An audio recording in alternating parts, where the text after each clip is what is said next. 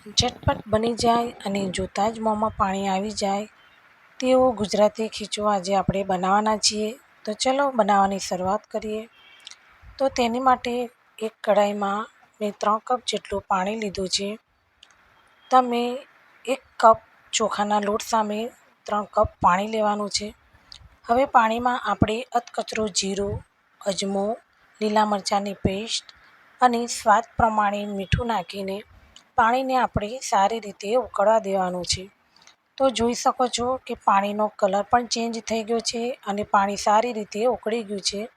હવે આપણે તેમાં કોથમીર અને 1 કપ ચોખાનો લોટ ઉમેરીને તેને વેલણની મદદથી સારી રીતે આપણે મિક્સ કરી દેવાનું છે.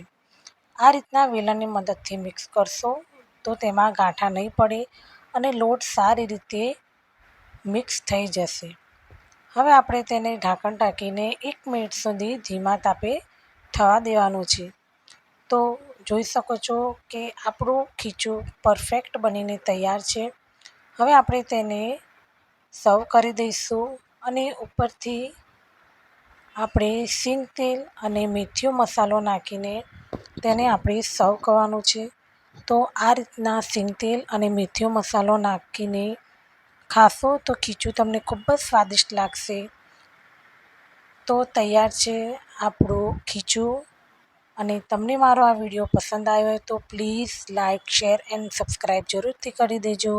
Bye bye.